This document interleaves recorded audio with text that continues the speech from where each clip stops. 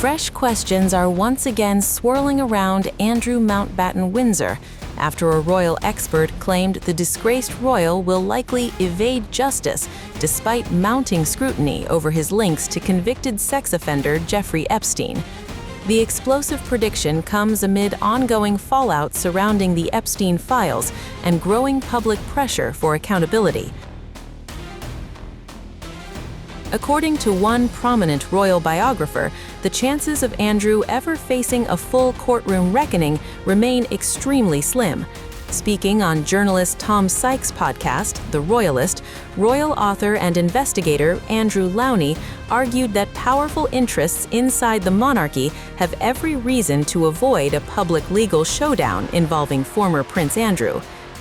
When asked directly whether Andrew would ultimately escape justice, Lownie responded bluntly, "Yes, I think he will."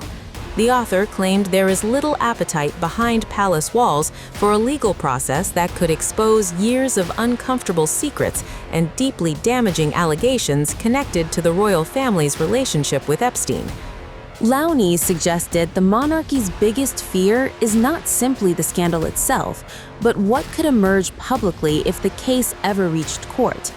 The controversy intensified earlier this year after documents released through the U.S. Department of Justice suggested that Andrew had exchanged confidential travel details and sensitive trade information with Epstein during his time serving as Britain's special representative for international trade and investment. Andrew held that role between 2001 and 2011 while representing British trade interests overseas. Critics have long questioned the nature of his relationship with Epstein and why the disgraced financier maintained such extraordinary access to royal circles even after his criminal convictions became public knowledge. Lownie believes one possible defense for Andrew could revolve around arguments that he was never technically a government official in the legal sense, but rather operating in a royal secondment capacity, potentially complicating any misconduct allegations. But beyond legal technicalities, the biographer suggested another major obstacle exists: witnesses. Andrew's most prominent accuser, Virginia Giuffre, died by suicide in April 2025. Her allegations against Andrew had dominated global headlines for years and ultimately resulted in a high-profile settlement outside court. Now, according to Lownie, investigators may struggle to convince additional women connected to Epstein's trafficking network to testify publicly. He argued that defense lawyers could claim Andrew would never receive a fair trial because of the overwhelming publicity and years of international media attention surrounding the scandal. But perhaps the most explosive claim from the interview involved the possibility of senior royals themselves being dragged into proceedings. Lownie warned there are fears Andrew could attempt to call his brother, King Charles III, if legal proceedings escalated. The danger, Lownie said, is that he wants to call his brother to give evidence in court. That possibility alone, he suggested, could create a constitutional nightmare for the monarchy. Under British legal tradition, the king appearing in court would be virtually unprecedented and enormously controversial.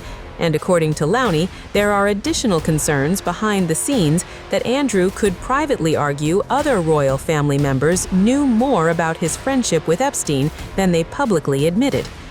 The biographer even suggested fears of blackmail may be influencing how carefully the situation is being managed. He claimed there could be anxiety inside palace circles over Andrew potentially saying, "Why am I being singled out when everyone knew about it?" Those allegations remain unproven, but they have reignited speculation about what senior royals may have known regarding Andrew's ties to Epstein over the years. The monarchy has consistently attempted to distance itself from the scandal ever since the then Duke of York's disastrous 2019 BBC Newsnight interview, an appearance widely viewed as catastrophic for his public image. Following the backlash, Andrew was stripped of military affiliations and royal patronages, while gradually disappearing from public royal life. King Charles has since reportedly pushed to reduce Andrew's public visibility even further. According to reports, the disgraced royal has largely been confined to private life on the Sandringham estate, while the palace attempts to move beyond the scandal. Lownie believes the current strategy is essentially to let time bury the controversy. He suggested royal officials hope the issue fades from public focus during Charles' reign before eventually being eclipsed entirely once William, Prince of Wales, becomes king. In his words, the story has effectively been kicked into the long grass. After Andrew's February arrest on suspicion of misconduct in public office, Charles released a carefully worded public statement insisting the law must take its course. The king also pledged cooperation with authorities and stressed the importance of a fair investigative process. But Lownie openly questioned whether those promises would actually translate to meaningful legal action. "I share your cynicism," he told Sykes.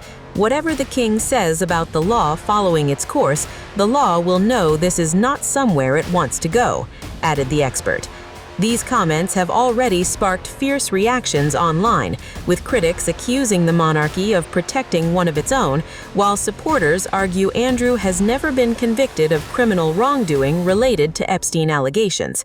Either way, the scandal continues casting a long shadow over the royal family, and according to critics, it may remain one of the monarchy's most damaging unresolved controversies for years to come.